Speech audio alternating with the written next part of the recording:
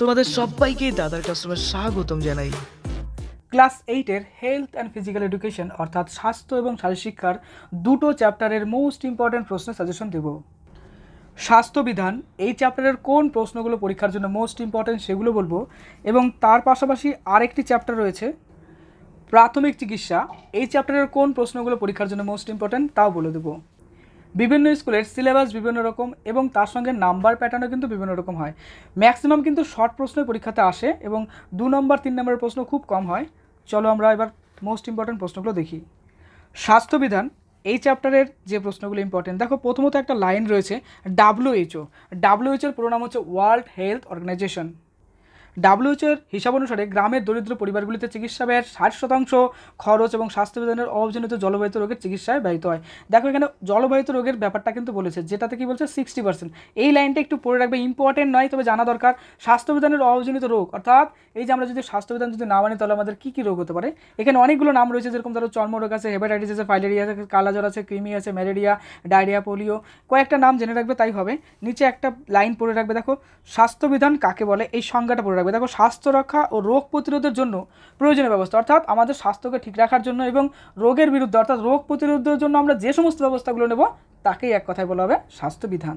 Next important, দেখো সংক্রামক রোগ বিস্তারের প্রধান কারণগুলি নিয়ন্ত্রণের জন্য কী কী করতে হবে, অর্থাৎ কী কী পদক্ষেপ গ্রহণ করতে হবে। এখানে অনেকগুলো পয়েন্ট রয়েছে, তুমি 3-4টে পয়েন্ট পড়ে রাখবে তাই হবে। প্রথমত দেখো নিরাপদ, অর্থাৎ পানীয় জলটা ফ্রেশ খেতে হবে, মানুষের মলমূত্রের সঠিকভাবে নিষ্কাশন ব্যবস্থা করতে হবে, রোগবাহক পতঙ্গ নিয়ন্ত্রণ, আবর্জনা বজ্র জলের স্বাস্থ্যসম্মত সদ্গতি, খাদ্য সুরক্ষা, স্বাস্থ্যকর গৃহ পরিবেশ। এখানে অনেকগুলো পয়েন্ট রয়েছে, যেগুলো ভালো লাগছে তুমি পড়ে রেখো।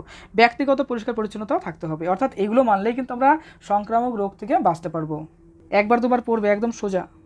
নেক্সট 10 পেজ তোমার বইতে মিলবে কিনা জানি না, কারণ এই বইটা অনেক পুরাতন। দেখো বিদ্যালয়ের সবুজায়ন, এই সবুজায়ন বলতে কী বোঝো, দেখো বিদ্যালয়ে গাছপালা লাগিয়ে বিদ্যালয়কে সবুজ করা, সেটাই কিন্তু সবুজায়নের মধ্যে পড়ছে। এর মধ্যে কী হচ্ছে, বিদ্যালয়কে যথেষ্ট পরিষ্কার পরিচ্ছন্ন করতে হবে, সেখানে অনেক গাছপালা লাগাতে হবে, উদ্যান করতে হবে, অর্থাৎ বিভিন্ন ফুলের গাছ বা বড় বড় গাছগুলো লাগাতে হবে, এইগুলোই বলছে। আর তার সঙ্গে সঙ্গে সেই গাছপালাগুলো যত্ন নিতে হবে, কীটনাশক বা যেরকম ধরো জৈব সারগুলো দিতে হবে, সেগুলো কিন্তু এখানে বলা আছে।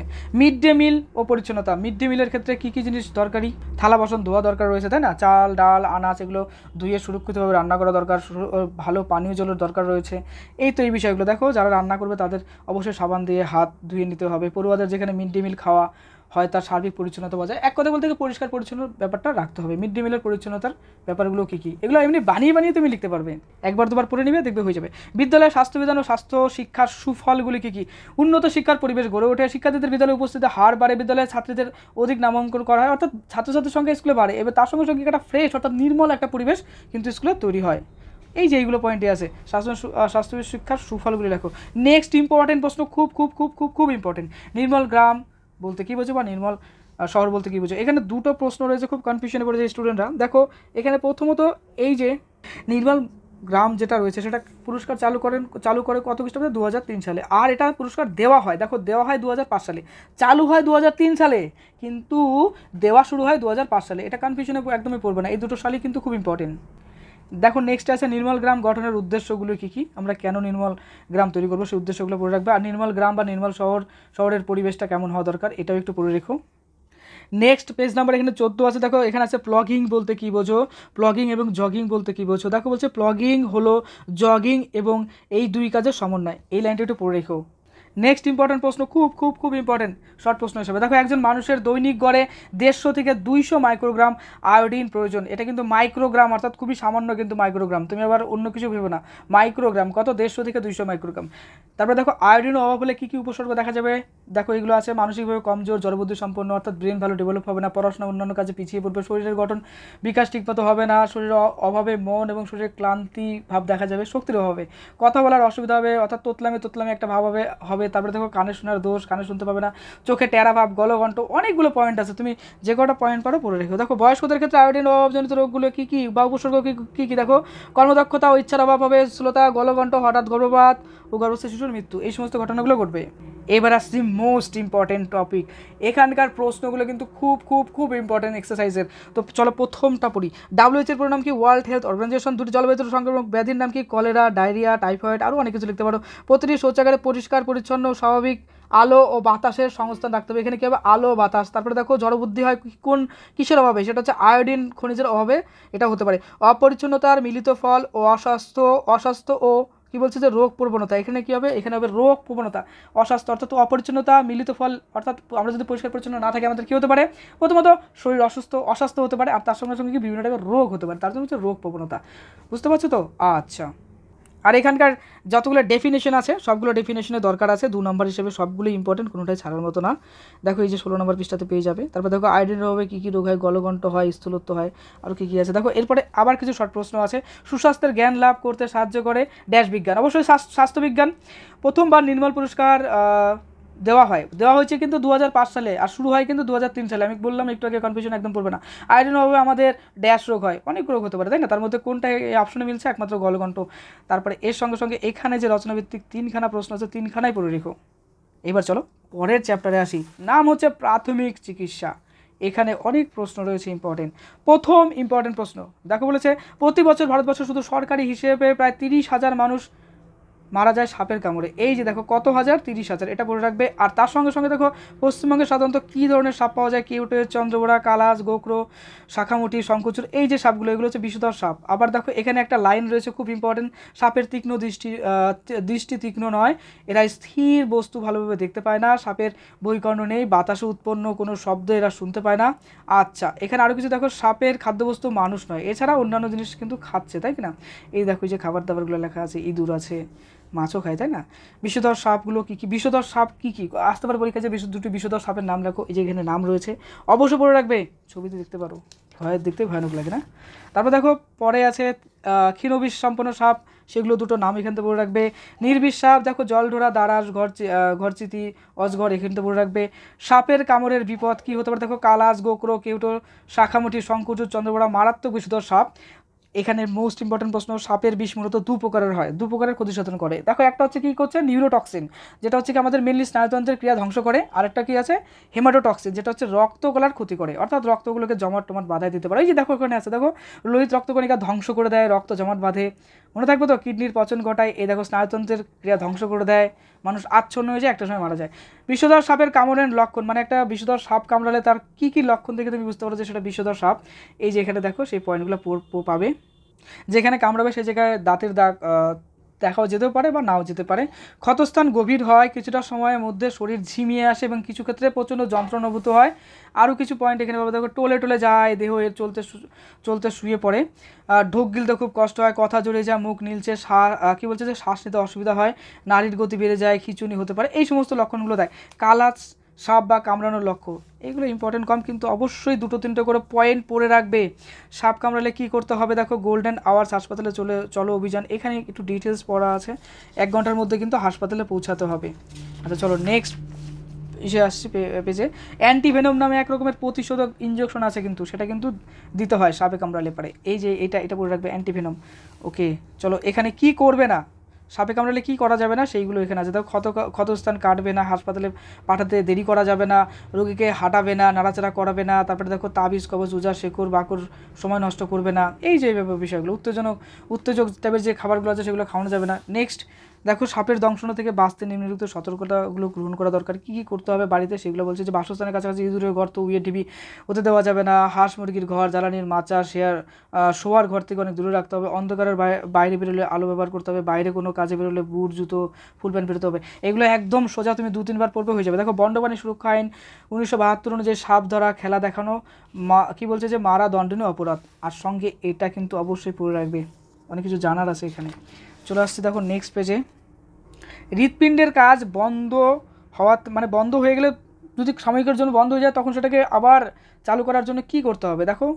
অর্থাৎ এক কথা বলতে গেলে হৃৎপিণ্ডের কাজ স্বাভাবিক রাখার জন্য আমাদের কী করা দরকার, এই জায়গায় সেই টপিকটা রয়েছে, 1-2 বার পড়ে নিও। চলে আসুন নিচে, দেখো একটু তথ্য পাবে। দেখো এই যে সাধারণভাবে 2 পয়েন্ট অর্থাৎ 2.30 অনুপাতে শ্বাসক্রিয়া ও হৃদযন্ত্রের ছন্দ পালন করতে বলা হচ্ছে। তারপরে কি বলছে যে আর শিশুদের ক্ষেত্রে 1.30 অনুপাতে শ্বাসক্রিয়া ও হৃদক্রিয়া ছন্দ পালন করতে হবে। এটা অনুপাতে বলছে, অবশ্যই করবে ইস্টু। বিভিন্ন ব্যথাজনিত রোগ রয়েছে, বিভিন্ন টাইপের যে ব্যথাজনিত রোগ রয়েছে সেগুলো পড়বে। ব্যথা কাকে বলে সেখানে এখানে সংজ্ঞা পাবে। আর এখানে দেখো একটা সাল রয়েছে যে 1973 সাল থেকে সারা পৃথিবীতে স্বীকৃত একটি প্রতিষ্ঠান কি, ব্যথা গবেষণার আন্তর্জাতিক সংস্থা। ব্যথা কিন্তু মারাত্মক, তাই না? বিভিন্ন টাইপের ব্যথাগুলো আছে সেগুলোই বলছে, সবই পড়ে রাখবে, জীবনে জানার দরকার রয়েছে এগুলো। ওকে, নেক্সট ইম্পর্টেন্ট প্রশ্ন, অনেক সময় প্রশ্ন হয় যে প্রাইস কি, প্রাইসের ফুল ফর্ম কি, তখনই গেলে বলতে হবে যে প্রাইস মানে প্রোটেকশন, পি বলতে প্রোটেকশন মানে পুরো নাম, প্রাইসের পুরো নাম তো বলতে হবে পি মানে প্রোটেকশন, প্রোটেকশন মানে সুরক্ষা, আর বলতে রেস্ট, রেস্ট বলতে বিশ্রাম, আই বলতে আইস অর্থাৎ আইসিং বরফ, সি বলতে কম্প্রেশন, এখানে বলছে কম্প্রেশন বলতে সংকোচন, ই বলতে এলিভেশন, এলিভেশন উচ্চতা। এই শব্দগুলো এখানে আছে, একবার দুবার একটু দেখতে পারো, দেখলেই দেখবে তোমার হয়ে যাবে, বানিয়ে বানিয়ে লিখতে পারবে। তবে এই ক্ষেত্রে পরীক্ষায় কিন্তু এই প্রশ্নটা অনেক সময় অনেক শিক্ষকরা ধরেন যে প্রাইসের পুরো নাম কি, তখন এগুলো বলতে লাগবে, কি বলতে হবে যে এই পুরো নামটা বলে রাখবে। আচ্ছা চলো এবার চলে আসছি মোস্ট ইম্পর্টেন্ট, কেন বলছি এক্সারসাইজের প্রশ্নগুলো কিন্তু খুব ইম্পর্টেন্ট। প্রথম দেখো এক্সারসাইজের প্রশ্ন রয়েছে যে সাপের খাবার নয়, অপশনে কি আছে, ইঁদুর, হ্যাঁ সাপ ইঁদুর খায়, ব্যাঙ খায়, মাছও খায়, কারণ ধুরা সাপ তো মাছ খায়, আর অন্যান্য যে সাপগুলো রয়েছে সেগুলো ইঁদুরও খায়, ব্যাঙও খায়, কিন্তু মানুষকে খায় না, এটাই বলছে। তাহলে এখানে অপশন কোনটা চেঞ্জ হবে, অবশ্যই মানুষ হবে এখানে।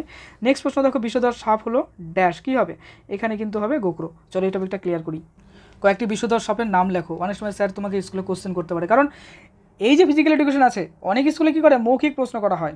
ওকে, অনেক স্কুলে হয়তো লিখতে দেয়, আবার অনেক স্কুলে দেখা যায় এক্সামও হয় না, তো মৌখিক ধরতে পারে যে দুটি বিষধর সাপের নাম লেখো বা নাম বলো, তখন বলবে গোখরে, কেউটো, চন্দ্রবোড়া, কালাজ, ফুরসা, শাখামুটি, শঙ্কুচিত। দেখো কতগুলো নাম আছে, কিন্তু দুটো পড়ে রাখবে, তিনটে পড়ে রাখবে, বা সবগুলোই পড়ে রাখো, জানার দরকার আছে। তারপরে দেখো ক্ষীণ বিষ, মানে যাদের বিষটা একটু পরিমাণটা কম, সেগুলো কি কালনাগিনী, লাউডাগা, বেড়াল সাপ, নোনাবোড়া, মেটিলি। যদি আসে নির্বিষ সাপ, সব দুটো নির্বিষ সাপের নাম বলো বা 5টি নির্বিষ সাপের নাম বলো, তখন বলবো কি জলডোরা, দারাস, ঘরচিতি, অজগর, বেত, আচরা, পুয়ো, থুকুক, হেলে সাপ ইত্যাদি বলে দিবে। ওকে চলো, আর সাপের ব্যাপারটা যে এগুলো কিন্তু পড়ে রাখবে, এই যে নিউরোটক্সিন, হেমাটক্সিন, এগুলো তোমার জানার দরকার রয়েছে। চলো আবার এক্সারসাইজে আসি। বিষধর সাপ হলো কি, তাহলে গোখরো আমরা বুঝলাম, কারণ এই ক্ষেত্রে অজগর, হেলে সাপ, তারা সেটা কিন্তু বিষধর নয়। সাপ শব্দ শুনতে পায় না, একদম ঠিক, কম্পন অনুভব করে, হ্যাঁ এটাই ঠিক। তারপরে দেখো এখানকার ইম্পর্টেন্ট প্রশ্ন হিসেবে যেগুলো পড়বে, প্রাথমিক চিকিৎসার সংজ্ঞা, মানে প্রাথমিক চিকিৎসা কাকে বলে, হৃৎপিণ্ডের কাজ বন্ধের সম্ভাব্য উপসর্গগুলি কী কী, মানে কখন বুঝতে পারবে যে হৃৎপিণ্ডের কাজ বন্ধ হয়ে যাবে, তার উপসর্গগুলো কী কী। দেখো এই যে 22 পেজে এই যে হৃৎপিণ্ড সম্পর্কে অনেক তথ্য এখানে রয়েছে, এখান থেকে 2-একবার পড়ে নেবে, আশা করি বানিয়ে বানিয়ে লিখতে পারবে, অত টেনশন করার কিছু না, একদম ইজি। ওকে চলো নেক্সটে চলে আসে। দেখো তারপরে কী আছে, দেখো দুটি করে বিষধর নির্বিষ সাপের নাম বললাম একটু আগে, বিষহীন সাপের কামড়ের লক্ষণ লেখো।